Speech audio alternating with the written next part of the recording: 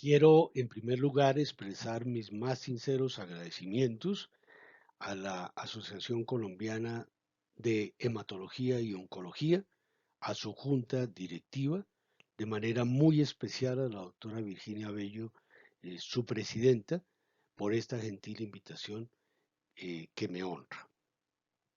Quien les habla es Hugo Caballero Durán. Yo soy médico, soy internista y neumólogo egresado de la Universidad Javeriana y actualmente director del servicio de neumología de la Clínica de Marley en Bogotá. El tema que voy a desarrollar es la vida de Víctor Hugo. Me ha parecido muy interesante la filosofía de esta reunión y es una idea digna de imitar por las demás sociedades científicas. Voy a hablar de Víctor Hugo, el gran literato, pero no solamente voy a hablar del Víctor Hugo literato, sino voy a hablar del Víctor Hugo político, del Víctor Hugo pintor y de Víctor Hugo el mujeriego. A esta última parte me dedicaré al final de esta charla. Víctor Hugo fue un gran literato en el sentido estricto de la palabra. Comenzó a escribir muy precozmente. Podemos decir que vivió de y para la literatura. Es una de las personas más representativas del siglo XIX. Se convierte en un ícono cultural. Su obra es extensa, es gigantesca y toda llena de inventiva. Uno de los biógrafos de Víctor Hugo menciona que si uno destinara 14 horas del día, de lunes a sábado, para leer los libros y documentos que existen sobre Víctor Hugo en la Biblioteca Nacional de Francia, uno podría gastar unos 20 años. Es el autor que después de Shakespeare genera cada año el mayor número de estudios y de análisis. Se dice que para leer todo lo que hay sobre la vida de Víctor Hugo no le bastaría a uno la vida entera. Se reconoce en él su gran facilidad para escribir. Eh, Vargas Llosa, experto en Víctor Hugo, dice que si hablamos de escritores en lengua hispana, se podría comparar a la facilidad que tenía para escribir Lope de Vega o Pablo Neruda, de quien Vargas Llosa dice que, refiriéndose a Neruda, que escribía como respirar. Víctor Hugo ha dejado huella y una gran repercusión en la literatura universal. Es uno de los padres del romanticismo y tiene una característica muy importante y es que la vida de Víctor Hugo y su figura fueron reconocidas en vida, lo cual no sucede en muchos casos de la historia. Víctor Hugo nace en el año de 1802 y muere en el año de 1885. El siglo XIX podemos decir que fue el siglo de su vida. Nació en la Francia napoleónica, fue el tercero de tres hermanos y murió a los 83 años. Sus padres se muestran en esta imagen. Su padre, Joseph Leopold, fue un militar al servicio de Napoleón Bonaparte. Su madre, quien aparece a la derecha, Sophie, de tendencias monárquicas, fue una persona muy culta, una persona muy sentimental, pintora y romántica en el sentido también estricto de la palabra. Ellos se separaron y Sophie y sus hijos se radican en París. Nació, como ya lo mencioné, nació Víctor Hugo en el año de 1812 y nació en esta ciudad, en Besanzón, eh, una ciudad muy bonita que albergó, tiene historia importante y una historia artística e intelectual muy importante y cuyas fotos vamos a ir viendo a continuación, fotos recientes. Muchas de ellas nos pueden recordar a París, como la que aparece en el centro. Una ciudad, como ya lo mencioné, con una historia importante que albergó la intelectualidad en ese momento y se distinguió por esas razones. Y finalmente otras dos imágenes que nos dejan ver la belleza de esta ciudad. Quizás muchas personas no saben o no recuerden que Víctor Hugo vivió en España, en la ciudad de Madrid, de los años 1811 a 1812. Víctor Hugo tenía en ese momento entonces 9 años. Su padre servía como oficial al rey Bonaparte. En la imagen de la izquierda vemos una placa que recuerda eso. Y la placa dice, en este lugar estuvo el Palacio Macerano, donde vivió Víctor Hugo entre 1811 y 1812. Este palacio, que parece que era muy bello, no existe actualmente. Sí existe y con el mismo nombre la calle del Clavel, la cual en este momento se une con la calle de Víctor Hugo. La calle de Víctor Hugo está cercana a la Gran Vía y a unas cuadritas de lo que posteriormente sería y sigue siendo el Museo del Prado en, en Madrid. Este personaje fue muy importante en la vida de Víctor Hugo. Se trata de François René de Chateaubriand, quien nació en Saint-Malo en 1768 y murió en París en 1848. Un hombre polifacético como lo fue Víctor Hugo. De él escribió, o haciendo referencia a Chateaubriand, Víctor Hugo escribió a los 14 años, ¿seré como Chateaubriand o no seré nada? Esta imagen de Víctor Hugo joven la vamos a utilizar para recordar algunas cosas durante la juventud o los primeros años de su adultez.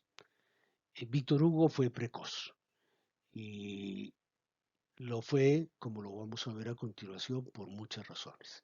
A los 15 años recibió el premio de la Academia Francesa por un poema que se titula La dicha que proporciona el estudio en cualquier momento de la vida. A los 16 años él forma una revista literaria que se llama El Conservador Literario. En esta revista trabaja con 11 seudónimos y hay algunos números en los cuales él escribe la totalidad.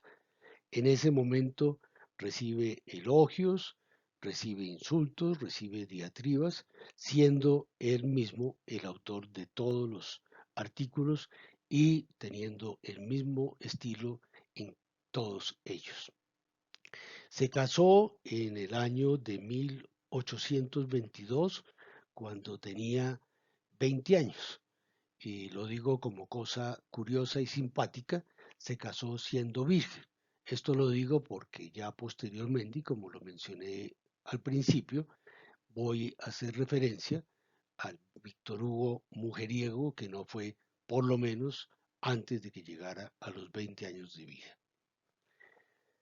A los 25 años hace una obra de teatro que es muy importante y que lleva por nombre Cromwell. Pienso que es supremamente difícil hacer una selección de los libros más famosos de Víctor Hugo, pero la mayoría de los críticos coinciden en que podrían ser los siguientes.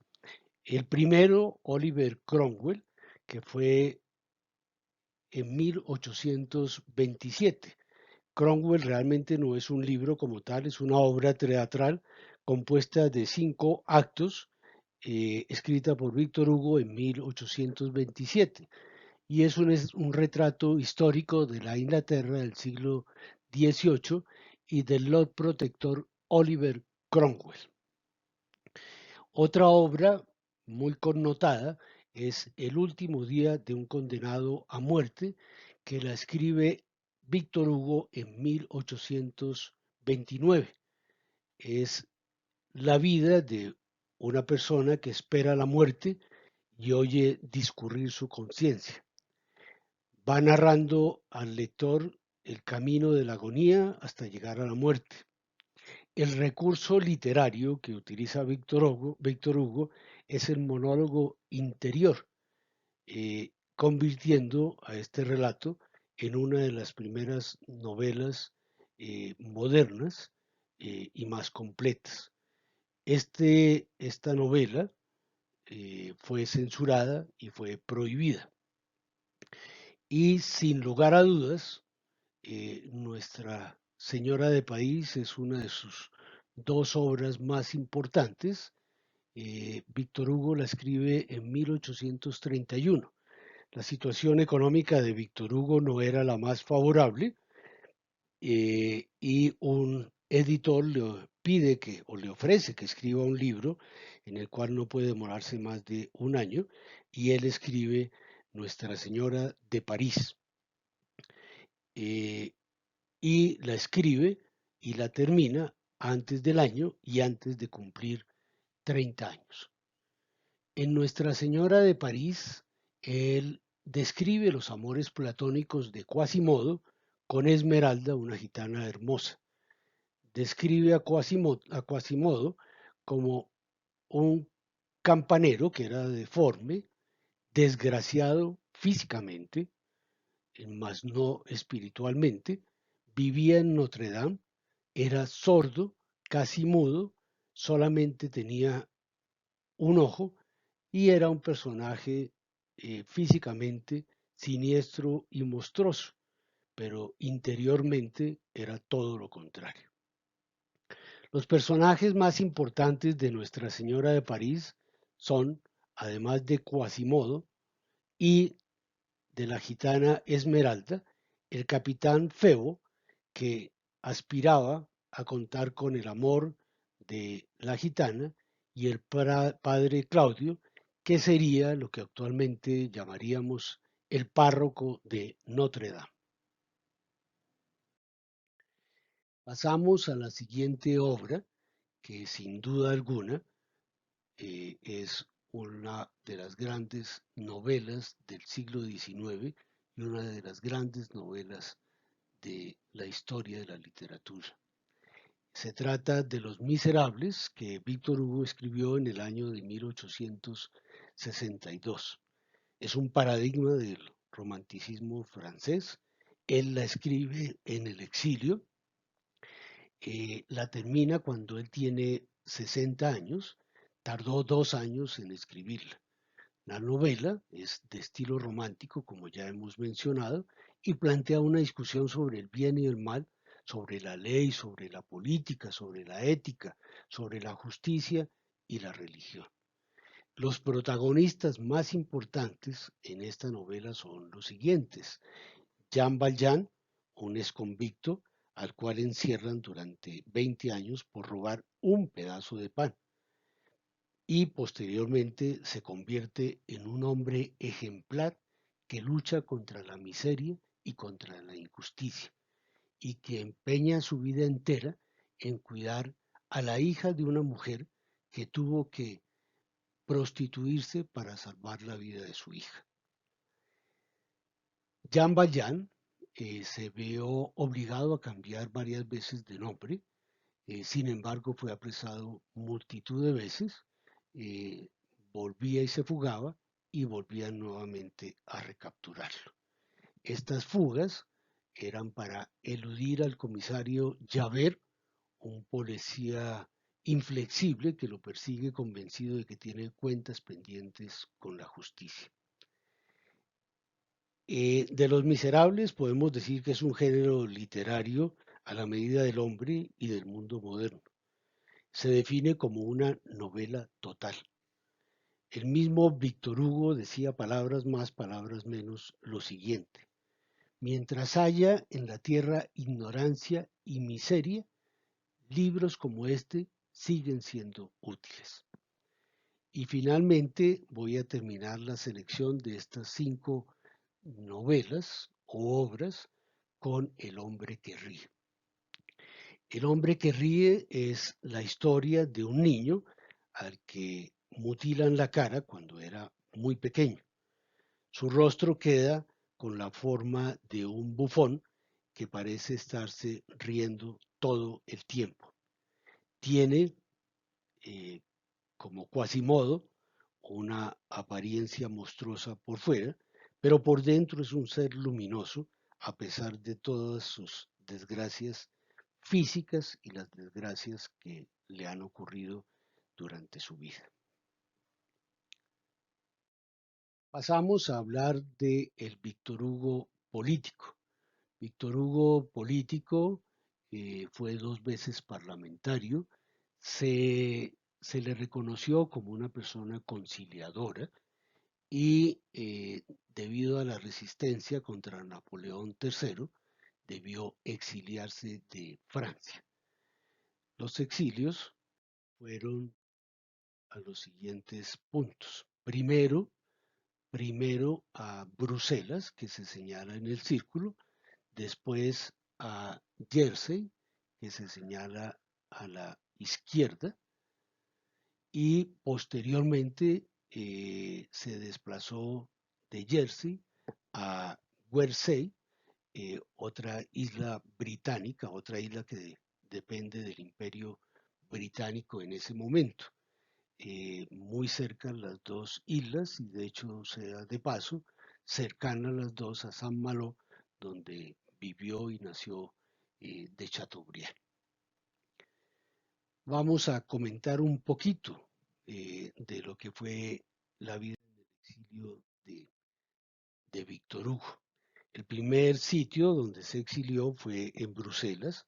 Esta es la casa donde vivió Víctor Hugo y aparece en el centro la obra que escribió en ese momento, Napoleón el Pequeño.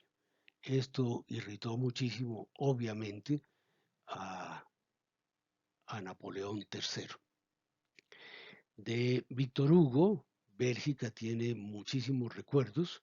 Uno de ellos, uno de ellos localizado no en Bruselas, sino en Waterloo, que actualmente queda en Bélgica, y donde se encuentra esta placa señalando las fechas en las cuales él vivió y en las cuales él estuvo en Bélgica. Después de Bruselas, pasó a vivir en Jersey. No son muchas las imágenes o la historia que tenemos de su, su vida en Jersey, pero digamos lo siguiente, la casa en Jersey la construyó él mismo, la casa es la que aparece a la izquierda, y o no la construyó él mismo, sino la ideó él mismo. Eh, Víctor Hugo fue expulsado de esta isla en 1855 porque criticó la visita de la reina Victoria a Francia y de ahí se desplaza a, al tercer último de su exilio, al tercer sitio de su exilio, que es en Guernsey, que aparece en estas imágenes. Vemos su bella casa, también diseñada por él, decorada por él, y vamos a continuación a mostrar detalles de la decoración de muy buen gusto que tenía Víctor Hugo.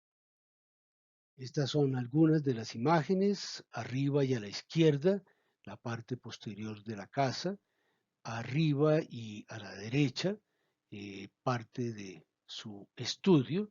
Ahí tenía una silla donde él se sentaba. Él era bastante ególatra y su silla simulaba ser la silla de un rey.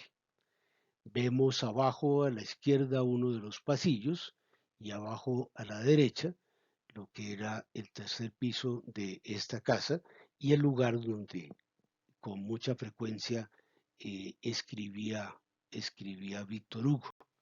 Este lugar era rodeado de vidrios y Víctor Hugo podía contemplar todos sus alrededores. Este es un detalle de este último piso y La historia cuenta que Víctor Hugo, al igual que Hemingway, escribía de pie. Al tiempo que escribía, podía deleitarse viendo el panorama y a su vez estar muy pendiente de todas las actividades que se desarrollaban alrededor de él. Entre esas, la de su amante, con la cual él viajó y construyó una casa para ella a 100 metros de la casa que estamos mostrando o que mostramos.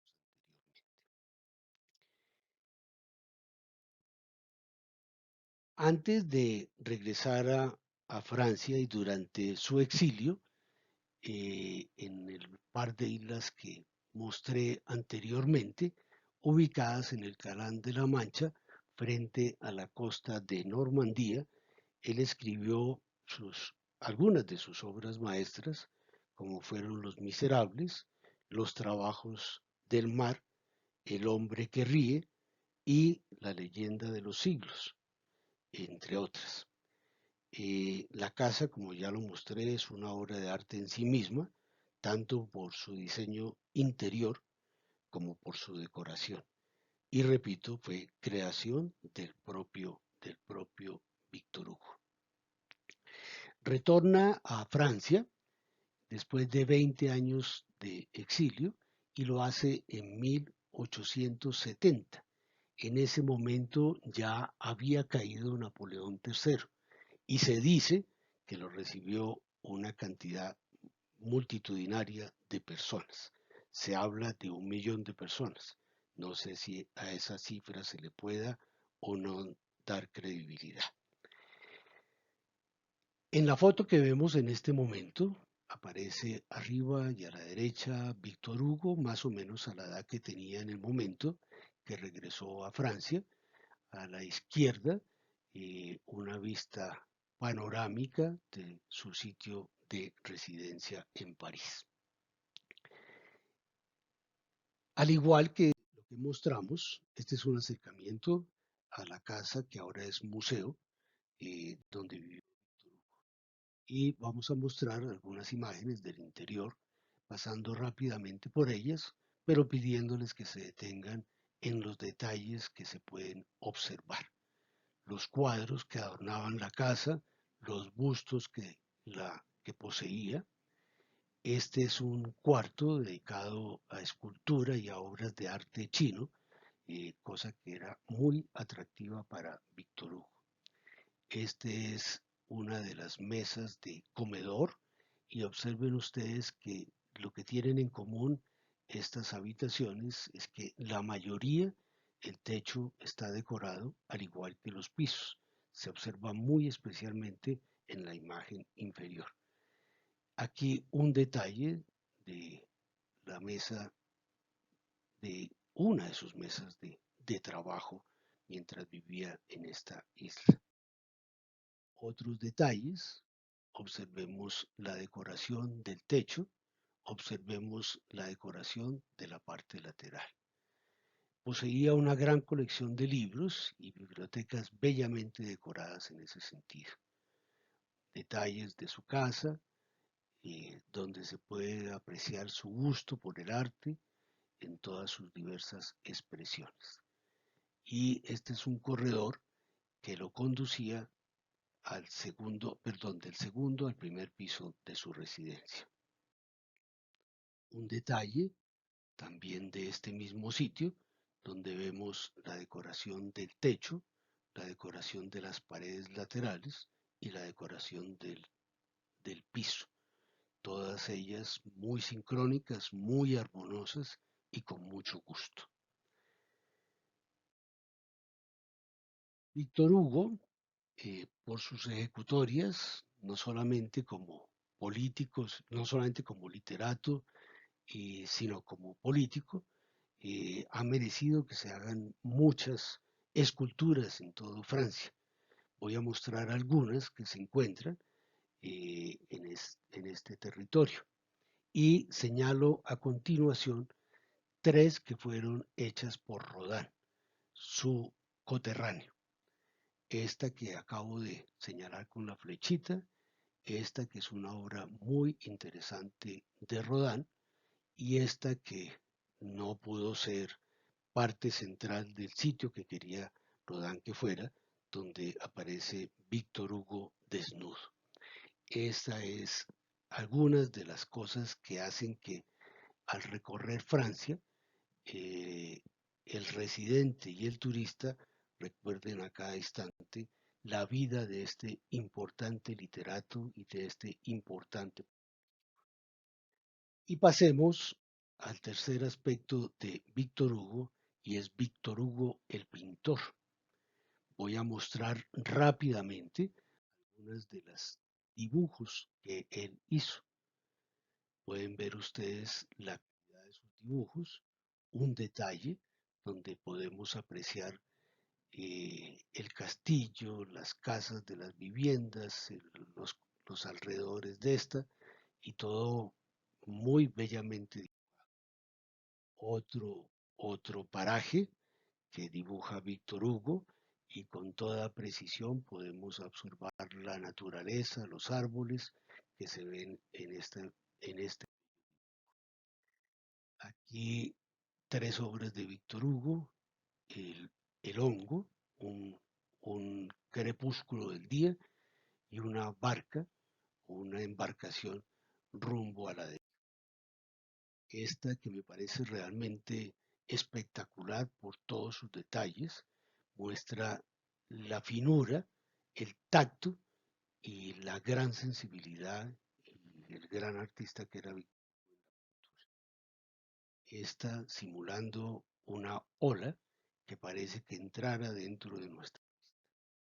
Estas tres obras que me parecen muy bonitas, la de la izquierda le recuerda a uno como un foso, y le parece a uno que están las personas observando el fondo del foso, del pozo, pero realmente simplemente son las, las huellas dactilares que hace Víctor Hugo.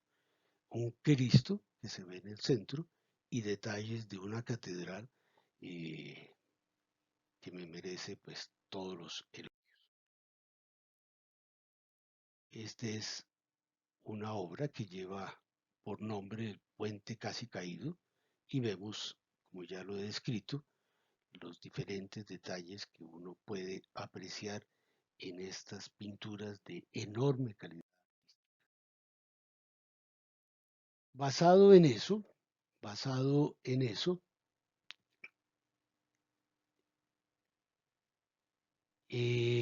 André Breton, colega nuestro, padre del surrealismo, clasifica a Hugo como un surrealista. Recordemos que André Breton vive un siglo después de Víctor Hugo.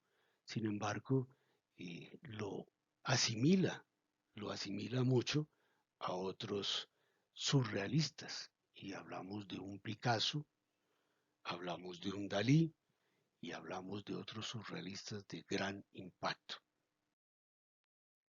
Eugene Delacroix, eh, también paisano de Víctor Hugo, quien aparece en este autorretrato a la derecha, escribió lo siguiente: si hubiera decidido convertirse, hablando de Víctor Hugo obviamente, si hubiera decidido convertirse en un pintor en lugar de un escritor, habría eclipsado otros artistas de su siglo.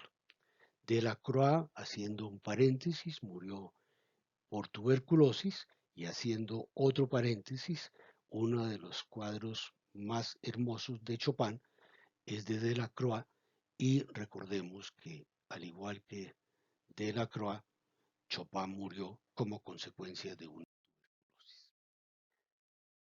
Los dibujos los hacía con su pluma, con su tinta, con grafito y con carbón.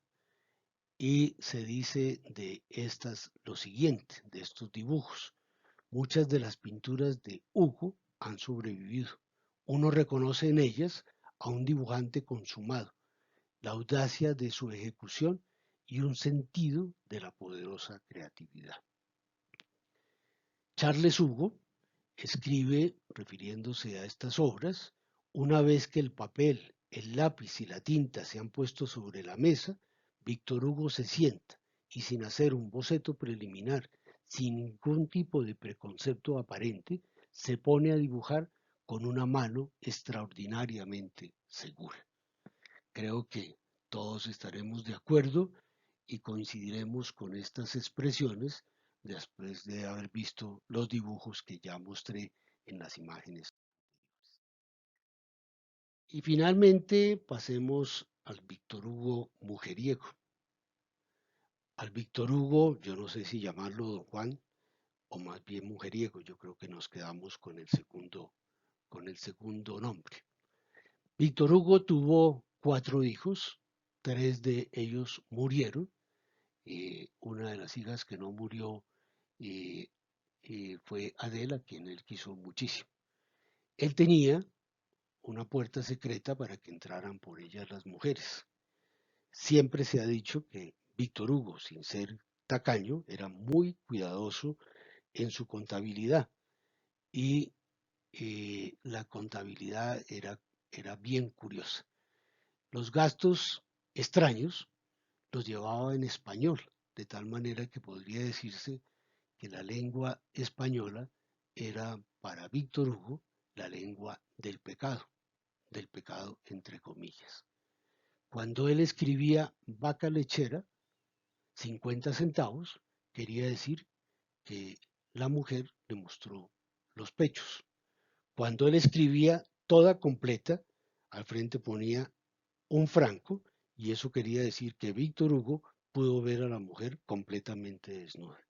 Cuando él escribía en español, como las dos anteriores, toda, era cuando aparecía un franco, 50 o 2 francos, e indicaba de esta manera que Víctor Hugo hizo el amor ese día y con una persona X, Y o Z.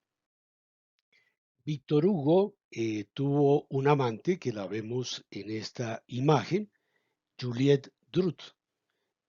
Fue amante de Víctor Hugo por 50 años.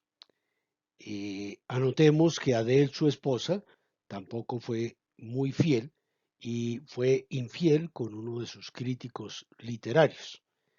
El estudio de Víctor Hugo, como lo mostramos anteriormente, estaba rodeado de vidrio por todas partes y él lo que pretendía era observar todo el panorama circundante y entre esos la casa de su amante Juliet, que estaba ubicada a 100 metros de su casa.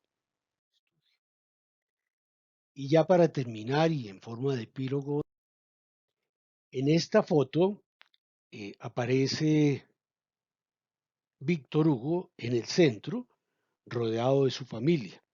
A la derecha su esposa Adele y a la izquierda sus hijos. La vida familiar de Víctor Hugo realmente fue muy trágica. Leopold, su primer hijo, muere a los 3 meses. Nace después Leopoldine, quien muere antes de cumplir 20 años. Ella cae de una barca en el Sena, no sabía nadar, su marido se arroja al agua para salvarla y los dos se ahogan. Posteriormente fallece Charles Hugo a los 45 años de edad como consecuencia de una tuberculosis. Y después fallece François a la misma edad que falleció Charles, pero como consecuencia de un cáncer. Adele, su hija, fue la única sobreviviente. Desafortunadamente para él, su vida terminó en un hospital psiquiátrico. Fue hospitalizada, según dice el informe médico, a causa de un amor no correspondido. Se piensa que tuvo una esquizofrenia y creo que reúne todos los componentes para clasificarla como tal. Se habla de que tuvo una erotomanía o un síndrome de Clara-Booth, que es un trastorno mental inusual que seguramente los psiquiatras podrán describirnos con más precisión. En vida recibió varias distinciones. Las distinciones que recibió fueron ser par de Francia, una distinción muy valiosa, curiosamente creada por Napoleón I, la Orden de la Legión de Honor, un título muy, muy deseado por todos los franceses. Fue condecorado con la decoración de Lis, así se llama, y fue miembro de la Academia Francesa. Llegó a ser miembro de la Academia Francesa después de 3 intentos previos. Eh, y finalmente terminemos esta charla hablando de la muerte de Víctor Hugo que se produce, el 22 de mayo de 1885. La, la presencia a su entierro fue, como lo muestra esta foto, absolutamente multitudinaria y se dice, no sé si será correcto, que asistieron 2 millones de personas a su entierro. La Tercera República Francesa lo honró a su muerte con un funeral de Estado y sus restos fueron inhumados y llevados al Panteón de París. Se dice que antes de morir, él escribió la siguiente frase: es el combate del día y de la noche. Veo la luz negra. Les agradezco muchísimo y repito mis agradecimientos por esta amable invitación.